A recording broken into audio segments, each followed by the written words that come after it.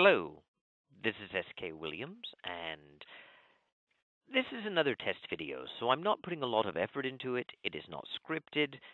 I'm not really going to take time to organize my thoughts, so it will be rambling. However, I don't like making test videos that have no real content in them. This is why I often read biblical passages, especially the Psalms, when I make these videos. If anyone watches them in the future, including myself, you have more to listen to than just me saying something like test 1, 2, 3 or boom test or something along those lines. Well, today I'm not going to read the Bible, and I'm also not going to move on to other literature, which had actually always been an option for me. I had always thought that in addition to reading the Bible, I could read poems and songs and other things. But today I'm just going to ramble a bit about the Christ myth theory. This is, of course, the idea that Jesus never existed. It's a theory that's relatively popular on the internet still, but it has been waning in the last few years. And it's one of those theories that was invented in the 19th century, was largely forgotten, and was revived in the 21st century through the internet. Right off the bat, I must notify you that I don't subscribe to the Christ myth theory. It's a ridiculous concept to begin with. It's equally obvious that the people who do subscribe to the Christ myth theory have a very strong bias against Christianity, with many of them outright hating it. And it seems very apparent that they want the Christ myth theory to be true because it's an easy way of undermining Christianity. Regardless of that, I've noticed a sort of evolution of the theory. That's probably not the best word, since in reality the theory had always had such complexities to it, but for the sake of its revival, it's seen an evolution away from what it originally was.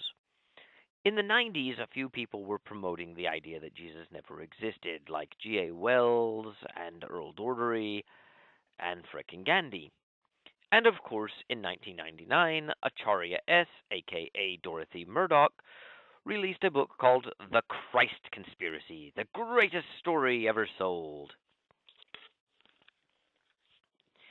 Now, most of these got attention of the media and were sort of talked about.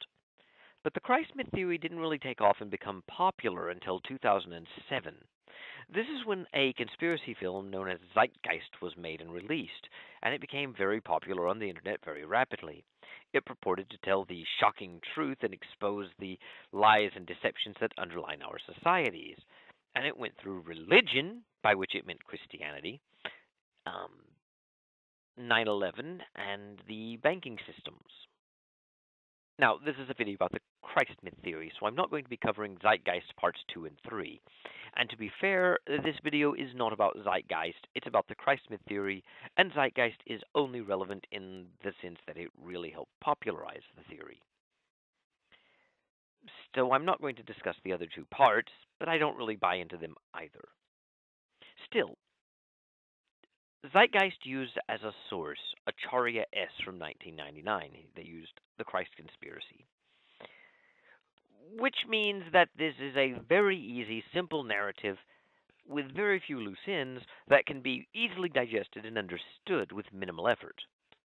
The theory goes that Jesus didn't exist, and his entire life story is a carbon copy of previous pagan godmen like Horus. Just they had identical lives. Horus was born of the Virgin Isis Marie on December 25th. Horus taught at the temple at age 12. Horus was baptized by Anoop, the baptizer, and he raised someone from the dead, Lazarus. And he had 12 disciples, and he preached a sermon on the Mount, and he did miracles and healed the sick, and he was eventually crucified between two thieves, only to be resurrected 3 days later and ascend into the heavens. And when you put it that way, and point out that Horus was worshipped 3,000 years ago, which is about 1,000 years before Christ, it does make a compelling argument for the story of Jesus being nothing more than a retelling of the story of Horus.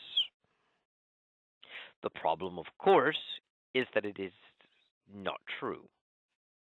I won't go into detail. Again, this video's primary objective is really to test video quality and my attempt at making it look like an old film or deteriorated, or to test other effects.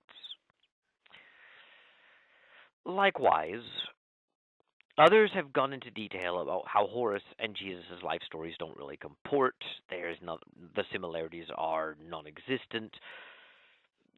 The point being made that if you do any research on Horus, you will know that his life is not a copy of Jesus. And as this became more broadly known, people moved over to new Christ myth theories.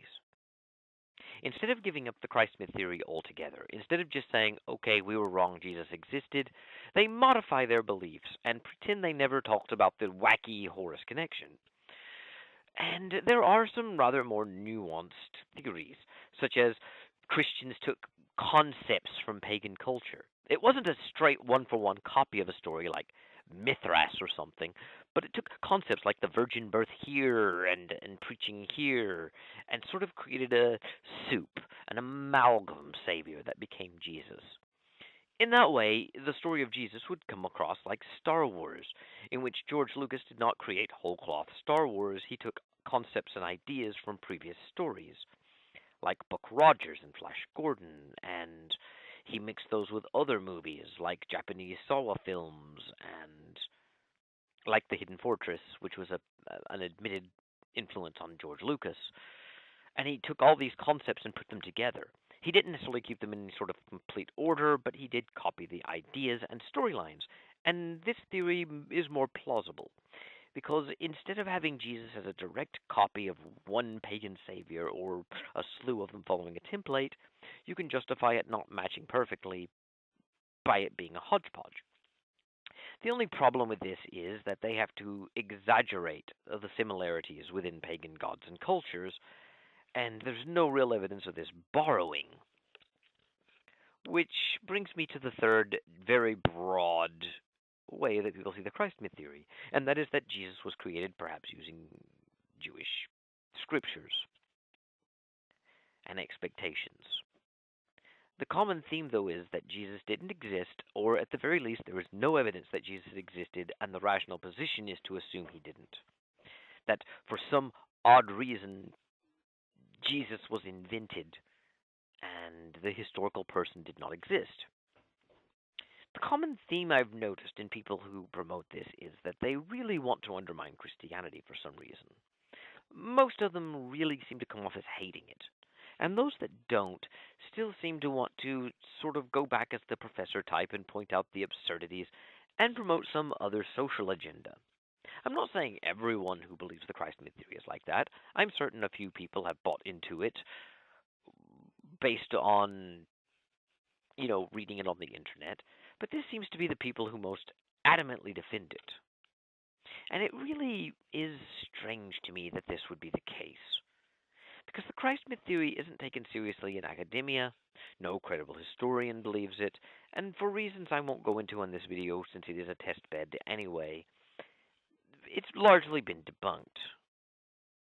But people still prefer to believe it because it gets them what they want. And it always fascinated me how people think that way. Well, I think I've said enough. I'm going to shut off now. Thank you. God bless and goodbye.